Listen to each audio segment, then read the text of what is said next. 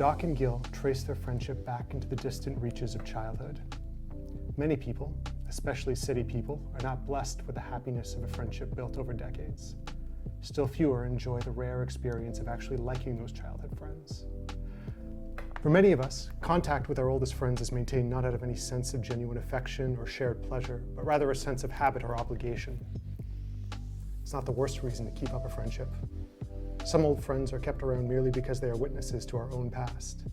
These relationships function as living proof that the past existed as we in fact imagined it. We keep these people in our lives to remind ourselves that we were in fact the person we once believed we were and could, should circumstances permit, return to that life if we so chose.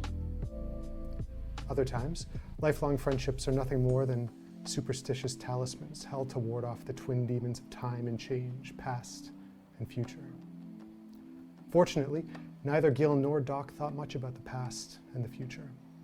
It was of little consequence to them that Gil earned his high school diploma only because Doc had been so clever as to devise ways for Gil to cheat. They didn't talk about the old days when they lived in the same apartment complex of inward-looking low-rises. Likewise, it was never mentioned that Doc had always been welcome to sleep on the couch in Gil's childhood home when Doc's unemployed single father couldn't keep the lights on in their insect-infested one-bedroom apartment. They didn't talk about Gil's mother, who worked a job at a payday loan company and was able to keep a little food in the fridge and made sure that the furniture never caught the neighborhood bedbugs. They didn't tell one another stories from their shared history at all.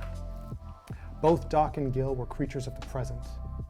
They rarely discussed anything beyond the temporal radius of a single week. This was an unspoken policy, but it was fastidiously observed. This limited range of conversation worked well. Much was shared without needing to be said. This facet of the friendship was on display the day Gil moved in.